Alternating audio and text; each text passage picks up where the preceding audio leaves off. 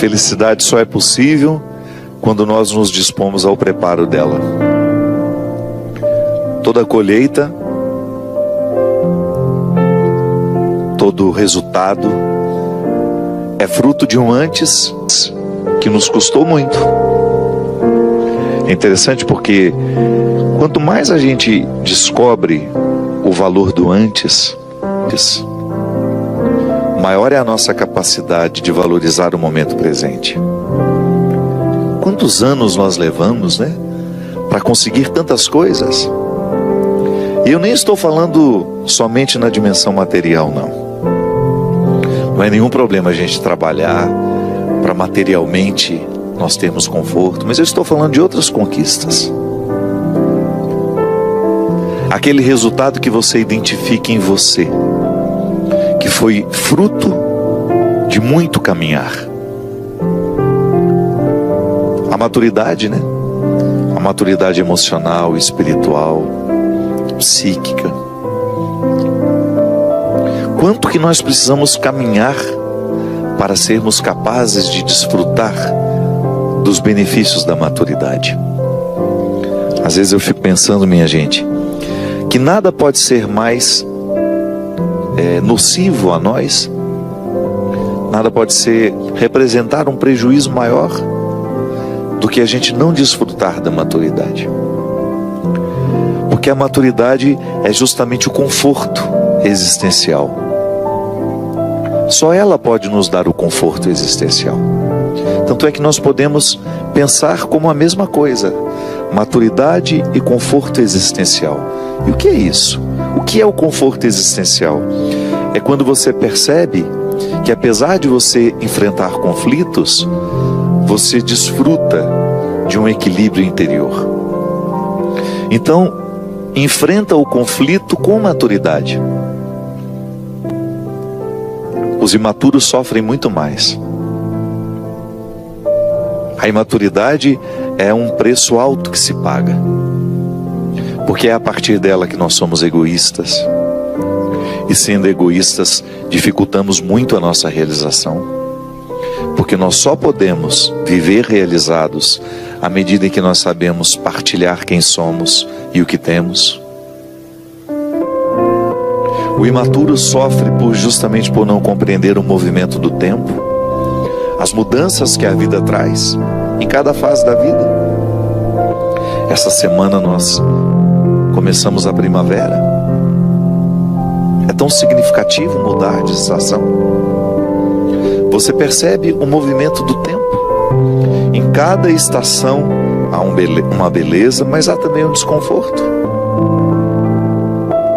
A primavera é a época da beleza, né? Tudo muito florido, mas é também do desconforto para os alérgicos. Cada fase da vida tem as suas belezas e tem também os seus desconfortos. Mas a maturidade nos ensina a perceber o todo que temos nas mãos e desfrutar isso. O imaturo não. O imaturo quer somente aquilo que faz bem, somente a parte boa da história. E sendo assim, acaba se privando do todo da estação. Porque nós crescemos muito quando nós vivemos restrições. Restrições nos educam. E é muito interessante quando nós somos maduros o suficiente para buscarmos livremente restrições que nos educam. Esse é o significado do jejum, por exemplo, da abstinência. Não fazemos porque tem um Deus nos observando e anotando no seu caderninho quanto tempo ficamos sem comer isso, sem comer aquilo, como se Deus fosse um negociador. Não. Mas é aquela repercussão dentro de nós. Hoje eu fui capaz de não comer esse doce. Então privei o meu organismo de todos os malefícios do açúcar. Hoje eu fui capaz de não beber este álcool. Hoje eu fui capaz de não fumar esse cigarro. E por aí vai. Sacrifícios que de fato repercutem dentro de nós, né? Primeiro porque educam a nossa vontade. e depois porque nos retiram de vícios. Um comportamento vicioso, por exemplo, só é possível à medida em que nós derramamos maturidade sobre a compreensão de que ele nos faz mal. O imaturo é aquele que vai viver o vício de maneira inconsequente e, a partir das inconsequências dessa maneira inconsequente, machucar uma série de pessoas que vivem ao lado. A imaturidade nos traz muitos prejuízos. Quando somos imaturos, nós não somos capazes de amar. Sim, porque ela nos priva na origem do amor, que é justamente a doação. A imaturidade, ela nos torna ciumentos, e quando nós estamos movidos pelo ciúme, nós não somos capazes de amar o outro com liberdade, e até mesmo afugentamos, que ninguém suporta. Ninguém suporta um amor que prende, um amor que quer para si. Eu tenho uma graça muito grande de ter sido filho de uma mulher que nunca me prendeu a ela. Tem uma coisa que eu admiro na minha mãe, das muitas coisas, né? Eu admiro muito nela. Muitas coisas na história da minha mãe serão eternamente lições de vida para mim. Mas uma questão que sempre me chamou a atenção nela é a liberdade com que ela me ama, com que ela ama os meus irmãos. Nunca quis nos reter para ela. Quando ficava sabendo que eu estava sendo bem tratado num lugar, aquilo a alegrava. Porque às vezes o amor ciumento, né? Ele não quer que o outro faça por você aquilo que só ele quer fazer. Então, quando nós somos ciumentos, nós ficamos privados de viver a pureza do amor. Aí nós vamos incorrer em amores interesseiros, que são muito mais desdobramentos das nossas necessidades do que dos nossos valores. Sim, porque eu posso amar por necessidade, quando sou movido pelas minhas carências, e posso amar por um valor, que é quando eu não sou movido pelas minhas carências. Há pessoas que se doam porque querem reconhecimento, o tempo todo, a partir de uma linguagem que nem é tão clara, fica pedindo esse reconhecimento. Quando na verdade o movimento do amor deveria ser: passo pela sua vida, faço bem e não volto para trazer a fatura. Claro que quando existe um vínculo de proximidade, o dia a dia entre marido e mulher, mãe e filho, irmãos, amigos, essa reciprocidade é uma resposta, mas nunca feita a partir de, nunca nascida a partir de uma cobrança. Não, é a gratuidade. O fato, minha gente, é que à medida em que nós vamos amadurecendo, nós vamos alcançando essa liberdade interior, porque é a partir dela que a gente se faz a autocrítica. Só os livres se criticam. Só o realmente livre é capaz de olhar para si mesmo, perceber os seus equívocos, perceber os seus erros, perceber as suas fragilidades. Não fica colocando obstáculo para chegar ao cerne de sua verdade. Os livres e os que se autocriticam, esses fazem a diferença no mundo, porque se tornam instrumentos de transformação. Eu acho muito bonito, né, em Jesus, que é esse movimento que ele sempre faz na direção do outro para libertá-lo. Pode observar que a palavra de Jesus, ela tinha o poder de provocar no outro um questionamento que libertava, que lhe colocava diante de sua história, diante de seus erros, diante de seu passado, mas também diante de suas possibilidades.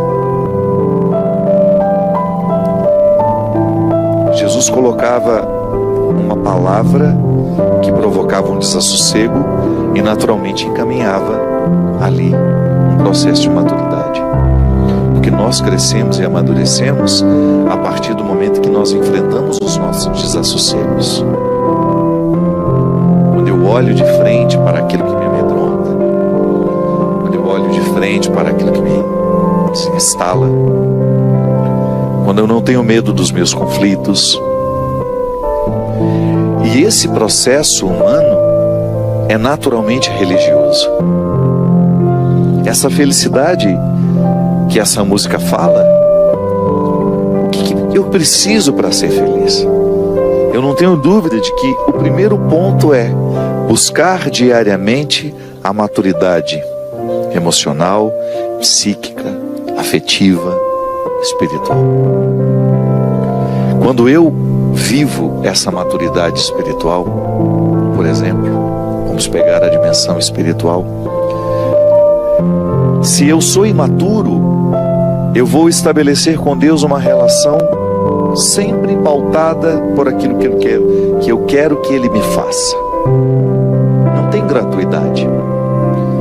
Eu olho para Deus e vejo nele aquele que vai me saciar de todas as minhas vontades, que vai fazer tudo o que eu quero. Isso é imaturidade. A maturidade na fé coloca-nos diante de Deus muito mais como uma relação gratuita do que necessariamente de imposições.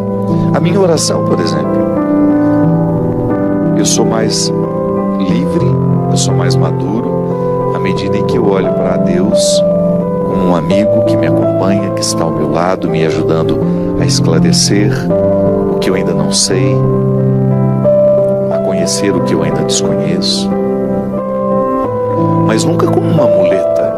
Não, Deus é meu amigo. A maturidade espiritual me leva a experimentar um Deus amigo. Sim, porque é interessante, minha gente, às vezes alguns acontecimentos nos amadurecem tanto.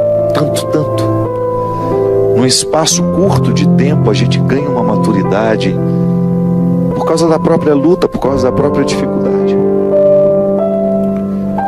A maturidade nos torna mais leves, né? Menos complicados. A gente fica com mais acesso ao outro e o outro fica com mais acesso a nós. E a gente também aprende a fechar portas. Sim, porque nem tudo precisa ser acessível. A maturidade nos leva a dizer o que de fato precisa ser dito e a calar naquilo que precisa ser calado. Eu tenho medo quando eu falo muito. Pode ser um resultado da minha imaturidade. Essa semana mesmo eu estava dizendo, né? Há pessoas que discordam, não porque discordam, é porque querem ser vistas. Nós lidamos com pessoas assim o tempo todo. Pessoas verborrágicas, né? Que falam, quando na verdade já estão falando o que não deveriam há muito tempo, pelo simples fato de não perceberem os motivos que as levam a falar tanto. Por causa da imaturidade nós ferimos com o nosso exagero, com o nosso excesso, com a nossa indiscrição. Por causa da nossa imaturidade, as nossas carências, porque quando eu sou imaturo, as minhas carências prevalecem. Porque se eu não coloquei na doma, ela vai me domar. Ou eu domino as minhas carências ou elas me dominam. Então muitas vezes eu demonstro a minha imaturidade assim, com os meus excessos. Tudo tem que ser de acordo com a minha vontade, tudo tem que ser de acordo conforme o que eu prescrevi. Eu não posso perder, eu não posso ser contrariado. E não é assim.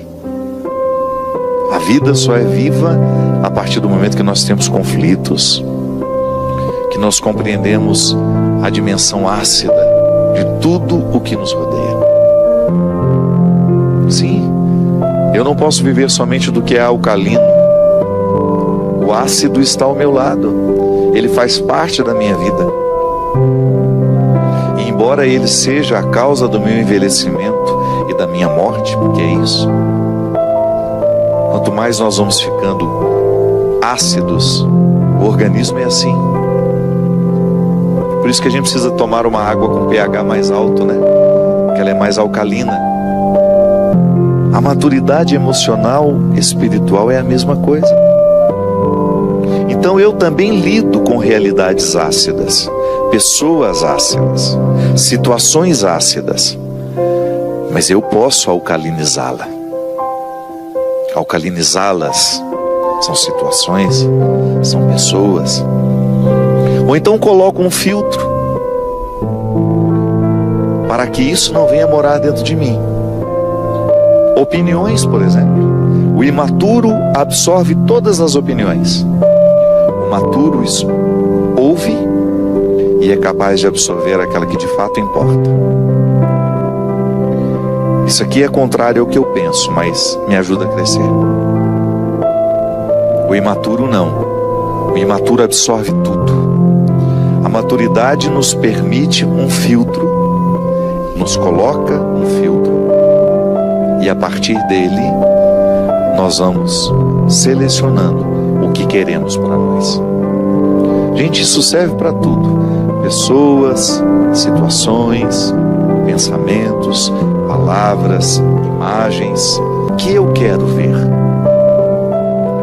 O que eu vou permitir que entre?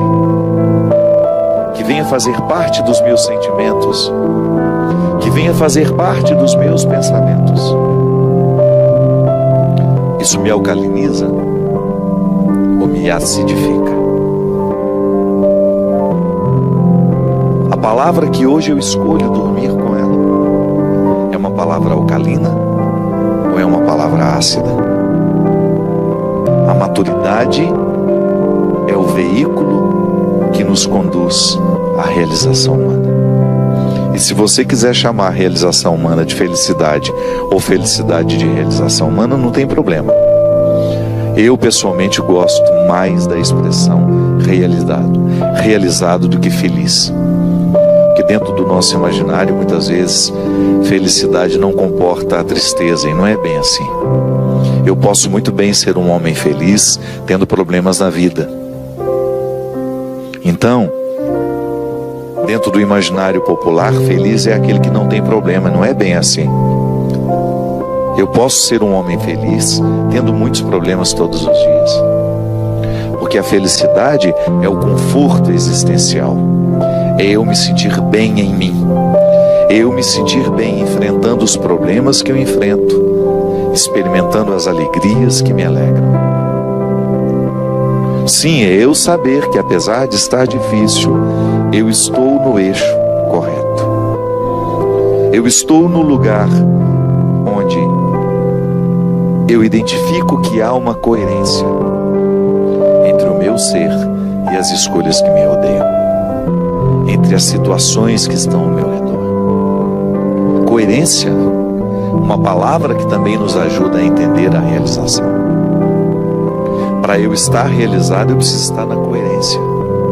Isso é, as situações que estão me envolvendo estão de acordo com aquilo que eu sou, com aquilo que eu espero, com aquilo que eu quero para mim. E isso só é possível no exercício da maturidade. Se eu não sou um homem maduro, é possível que eu passe uma vida inteira na incoerência, sem perceber ou sem articular nada para que isso seja modificado. Nunca perde aquele que opta por amadurecer.